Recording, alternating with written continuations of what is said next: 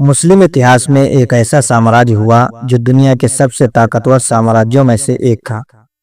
ये वो साम्राज्य था जिसने 3 महाद्वीपों के अलग अलग हिस्सों पर राज किया था। यह महाद्वीप थे एशिया, अफ्रीका और यूरोप। आज के तुर्की, ग्रीस, बुल्गारिया, मिस्र, हंगरी, मिसोडोनिया, मेसोपोटामिया, फिलिस्तीन, लेबनान और सीरिया जैसे देश इसके कब्जे में हुआ करते थे। यह साम्राज्य करीब 600 सालों तक दुनिया के नक्शे पर बना रहा। इसमें कई ऐसे राजा हुए जिन्होंने इस्लाम के प्रसार में बड़ा रोल भी अदा किया। दुनिया का सबसे महत्वपूर्ण व्यापार मार्ग इन पर कब्जा हुआ करता था। इसलिए साम्राज्य ने न सिर्फ अपनी सीमाओं को बढ़ाया बल्कि आर्थिक रूप से भी अपने साम्राज्य को काफी ताकतवर बनाया। कहा जाता है कि ये वो साम्राज्य था जिसमें सभी धर्मों के लोग एक साथ रहा करते थे। वह सुन्नी एम्पायर था, लेकिन कहा जाता है कि इसके काल में मुस्लिम, ईसाई, यहूदी सब मिलकर एक साथ रहते थे। लेकिन फिर भारत की वजह से यह साम्राज्य खत्म हो गया। ये वो कनेक्शन है जो जुड़ा हुआ है एक खोज से। आज हम आपको इसी साम्राज्य की कहानी सुनाने वाले हैं और जानेंगे कैसे खड़ा हुआ यह साम्राज्य और कैसे 600 सालों तक सत्ता में बना रहा, और आखिर ऐसा क्या हुआ कि यूरोप में ही साम्राज्य का पतन हो गया। अब ये सब पता चलेगा आपको हमारे इस वीडियो में, इसलिए एंड तक बने रहिएगा, क्योंकि अपना इतिहास नहीं जानोगे तो आप खुद को कैसे पहचानोगे। दोस्तों, ऑटोमन साम्राज्य की स्थापना हुई थी साल 1290 में, यानी 13वीं सदी के आखिर में। ये वो दौर था जब रोम के बाइजेंटाइन साम्राज्य का पतन हो रहा था। रोम एक वक्त में बहुत बड़ा साम्राज्य हुआ करता था। बाद में ये 2 हिस्सों में बट गया, एक वेस्टर्न एम्पायर और दूसरा ईस्टर्न एम्पायर। वेस्टर्न एम्पायर जल्द ही खत्म हो गया, लेकिन ईस्टर्न एम्पायर और भी कई सालों तक सत्ता में बना रहा। इसी को आगे चलकर बाइजेंटाइन साम्राज्य कहा गया। कॉन्स्टेंटिनोपल इसकी राजधानी थी, जिसे आज इस्तांबुल शहर के नाम से जाना जाता है। यह साम्राज्य भी 13वीं सदी तक आते आते सिमट कर थोड़ा रह गया था, कमजोर पड़ गया था। यहाँ के ज्यादातर लोग ईसाई धर्म को मानते थे। इसी बाइजेंटाइन साम्राज्य पर जीत हासिल की थी ऑटोमन साम्राज्य के पहले राजा उस्मान ने। बता दें, ऑटोमन साम्राज्य का मतलब ही उस्मान होता है, इसलिए सल्तनत को भी ऑटोमन कहा जाता है और उसे उस्मानिया सल्तनत भी कहा जाता है। ऑटोमन साम्राज्य की शुरुआत साल 1299 में अनातोलिया नाम के शहर से हुई थी। ये एक तुर्क राज्य था जो आज के तुर्की को पड़ता है। खैर, उस्मान ने अपने राज्य को आगे बढ़ाते हुए बाइजेंटाइन को एक महत्वपूर्ण शहर स्वागत पर कब्जा कर लिया। ये शहर उनकी पहली राजधानी बना। उसके बाद बाइजेंटाइन एम्पायर से उस्मानिया सुल्तानत ने कई लड़ाइयां लड़ी और धीरे धीरे बाइजेंटाइन साम्राज्य को दुनिया के नक्शे से मिटा दिया। उस्मान की मृत्यु के बाद उनका बेटा और हंस सुल्तान बना। उसने अपने पिता के साम्राज्य को 3 गुना बढ़ाया। उसने बसरा शहर का कब्जा कर लिया और साथ साथ यूरोप के भी कुछ हिस्सों पर कब्जा कर लिया। उसके बाद राजा बनते हैं मुराद फर्स्ट, जिन्होंने ऑटोमन एम्पायर को सर्बिया और बुल्गारिया तक बढ़ावा दिया। ऑटोमन साम्राज्य मध्यम गति से दुनिया पर फैलता जा रहा था, लेकिन इसको असली गति की तब मिलती है जब गद्दी पर बैठते हैं बायजीद प्रथम। इनके शासन में ऑटोमन साम्राज्य ने कई बड़े युद्ध जीते। इन्हीं की शासनकाल में ईसाइयों ने इनके खिलाफ युद्ध लड़ा था। साल 1391 में बायजीद ने कुस्तुनतुनिया यानी कि कॉन्स्टेंटिनोपल की घेराबंदी की। उस वक्त यह शहर बाइजेंटाइन साम्राज्य की राजधानी हुआ करता था। अपनी राजधानी को बचाने के लिए कुस्तुनतुनिया के शासक मैनुअल फर्स्ट ने ईसाई देशों में मदद की गुहार लगाई। उनकी मदद के लिए आगे आए कई ईसाई देश, जैसे कि हंगरी, जो उस वक्त एक बहुत बड़ा साम्राज्य था। इसके साथ ही रशिया और फ्रांस के सम्राटों को ईसाइयों के धार्मिक गुरु पाप ने इकट्ठा करके युद्ध का ऐलान कर दिया। इस युद्ध को इतिहास में सालवी का युद्ध कहा जाता है, जो साल 1394 में हुआ था। इस युद्ध में बायजीद ने अकेले ही संयुक्त सेना को हरा दिया था, जो उनके लिए सबसे बड़ी जीत थी।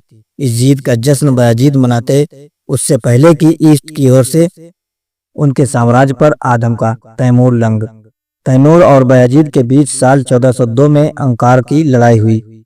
इस लड़ाई में तैमूर ने बायजीद को हरा दिया।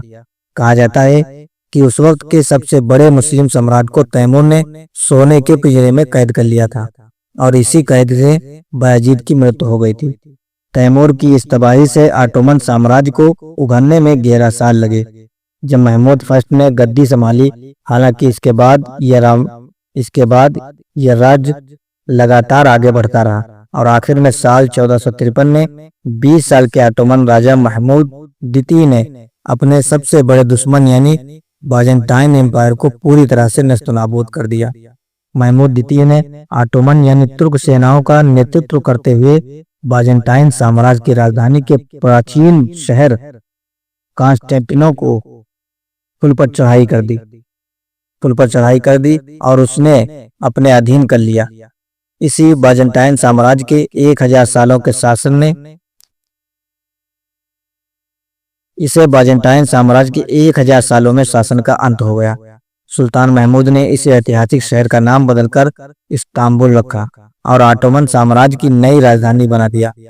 महमूद ने शासनकाल में इस्तांबुल व्यापार और संस्कृति का एक प्रमुख अंतर्राष्ट्रीय केंद्र बन गया।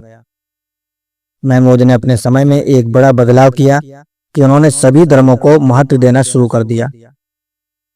उनसे पहले तक ऑटोमन साम्राज्य के राजा इस्लाम को साथ लेकर चलते थे, लेकिन महमूद ने इस परंपरा को बदल दिया।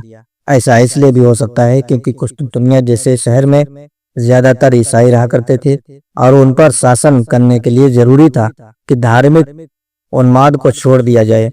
साल 1481 में महमूद की मृत्यु हो गई, जिसके बाद उसका सबसे बड़ा पुत्र बायजीद द्वितीय नया सुल्तान बना। इस टाइम पीरियड तक ऑटोमन एम्पायर का दुनिया के सबसे बड़े व्यापार मार्ग पर कब्जा था, फिर चाहे वो वेस्ट ऑफ होमोस हो या भूमध्य सागर या फिर अरब के यूरोप का लैंड रूट ही क्यों ना हो।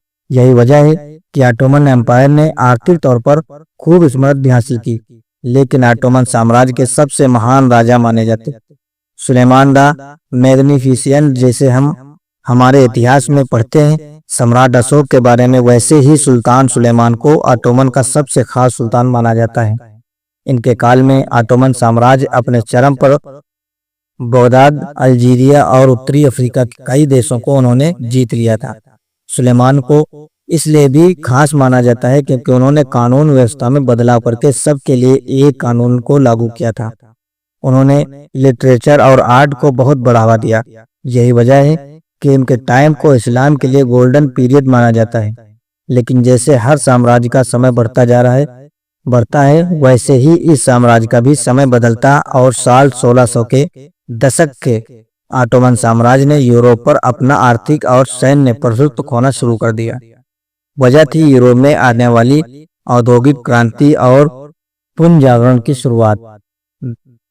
इस दौर में यूरोप के देशों ने बड़े पैमाने पर तरक्की की। ये वही समय था जब यूरोप के देशों ने अलग अलग समुद्री रास्तों को खोजना शुरू कर दिया। इसी दौरान भारत, चीन के साथ ब्रिटेन और फ्रांस जैसे देशों के व्यापारिक रिश्ते भी बने। यूरोपियन देशों ने अफ्रीका केप ऑफ गुडा को खोज लिया था, जहां से आगे बढ़कर वो भारत और एशिया के बाकी देशों से जुड़ गए। यही वो खोज थी दोस्तों जिसने ऑटोमन साम्राज्य को पतन की ओर ढकेल दिया था। इसी खोज की वजह से ये वहां की सत्तागिरी थी। इस खोज का नुकसान ये हुआ था कि अंग्रेजों और यूरोपियों को ऐसा रास्ता मिला जिसके बाद उन्हें ऑटोमन कब्जे के वाले व्यापार मार्ग पर निर्भर होने की जरूरत नहीं थी। यानी कि जिस व्यापार के सहारे ऑटोमन साम्राज्य मजबूत हुआ था उसकी नींव हिल गई थी। इसके चलते ऑटोमन साम्राज्य कमजोर होता गया और बाद में इसके कमजोर शासकों ने इसे और कमजोर कर दिया। इसी दौरान साल 1683 में ऑटोमन यानी तुर्कों को वियना की लड़ाई में हार का सामना करना पड़ा। इस हार ने उनकी पहले ही खराब स्थिति को और भी बदतर बना दिया। इसके बाद अगले 100 सालों में ऑटोमन साम्राज्य ने अपने कई महत्वपूर्ण व्यापार मार्गों को खो दिया। साल 1830 में ग्रीस ने ऑटोमन साम्राज्य से लड़कर अपनी स्वतंत्रता हासिल की। फिर साल 1878 में बर्लिन कांग्रेस ने रोमानिया, सर्बिया और बुल्गारिया को भी ऑटोमन साम्राज्य से आजाद करा लिया। इस तरह से जो साम्राज्य दुनिया में सबसे बड़ा मुस्लिम साम्राज्य था उसके टुकड़े होना शुरू हो गए। अब ऑटोमन बस एक नाम का नाम साम्राज्य हुआ बन गया था। पूरी तरह से खत्म होने के लिए बस उसे एक धक्के की जरूरत थी, और वो धक्का लगा साल 1914 में, जब पहले विश्व युद्ध की शुरुआत हुई। ऑटोमन ने जर्मनी, ऑस्ट्रिया और हंगरी देश जैसी केंद्रीय शक्तियों को अपना समर्थन देकर पहले वर्ल्ड वार में जुआ खेला, लेकिन ये दांव उल्टा पड़ गया। जर्मनी युद्ध में हार गया और ऑटोमन साम्राज्य के और भी ज्यादा टुकड़े हो गए। युद्ध खत्म होने के ज्यादातर Ottoman areas Britain, France, Greece और रशिया के बीच में डिवाइडेड हो गए। और फिर आता है साल 1922, जब ऑटोमन सुल्तान की उपाधि को खत्म कर दिया गया। अब अगर आप याद करें तो हमारे देश में इस टाइम पर असहयोग आंदोलन चल रहा था, जिसके साथ ही एक और आंदोलन चल रहा था, और वो था खिलाफत आंदोलन। ये आंदोलन ऑटोमन साम्राज्य के सुल्तान को बचाने के लिए चल रहा था, लेकिन इन सब का कोई फायदा नहीं हुआ। और फिर साल आया 1922 में ही ऑटोमन साम्राज्य का खात्मा हो गया। दोस्तों, ये वो साम्राज्य था जो सिर्फ अपनी बड़ी जीतों के लिए नहीं, बल्कि कला, विज्ञान, चिकित्सा में अपनी उपलब्धियों के लिए जाना जाता था। इस दौर में इस्तांबुल और दूसरे कई मुस्लिम शहर कला के केंद्र के रूप में उभरने के चित्रकला, कविता, वस्त्र कला, कालीन, बुनाई, चीनी मिट्टी की चीजें और संगीत को इस दौरान बहुत बढ़ावा मिला था। ऑटोमन साम्राज्य में विज्ञान को भी बहुत खूब बढ़ावा दिया गया। गणित, खगोल विज्ञान, दर्शन, फिजिक्स, भूगोल और केमिस्ट्री को सीखने और सिखाने का काम इस्तांबुल में बड़े पैमाने पर होता था। इस साम्राज्य के खात्मे के साथ ही ये सब कुछ भी पतन की ओर चला गया। दोस्तों, साल 1299 से लेकर साल 1222 के बीच कुल 36 सुल्तानों ने ऑटोमन साम्राज्य की गद्दी को संभाला। 600 सालों के इस टाइम पीरियड में ऑटोमन साम्राज्य ने दुनिया के एक बड़े हिस्से पर अपना प्रभुत्व स्थापित किया। यही वजह है कि ऑटोमन साम्राज्य को दुनिया के सबसे महान इस्लामिक राज्य के रूप में देखा जाता है, जिसको खत्म होने में भी बहुत लंबा समय लग गया था। तो ये कहानी है दुनिया के सबसे बड़े मुस्लिम एम्पायर खात्मे की। हालांकि इस बात पर कई सारे विवाद भी हैं। कई ऐतिहासिककार कहते हैं कि ऑटोमन कभी इतना मजबूत था ही नहीं और ऑटोमन साम्राज्य में केवल क्रूरता ही थी, लेकिन ऐसा नहीं है। अगर ऐसा होता तो इतने लंबे समय तक ये नहीं टिक पाता। जिस साम्राज्य के दौरान शिक्षा को बढ़ावा मिला हो, ये वो साम्राज्य कितना निपुण और सुशिक्षित होगा, इसका अंदाजा आप खुद ही लगा सकते हैं। वैसे ऑटोमन साम्राज्य के पतन को लेकर आप क्या कहना चाहते हैं? नीचे कमेंट सेक्शन में अपनी राय जरूर दें। वीडियो को लाइक करें, शेयर करें और ऐसी ही और वीडियोस के लिए इस चैनल को सब्सक्राइब करके साथ में बेल आइकन को दबाना ना भूलें। धन्यवाद।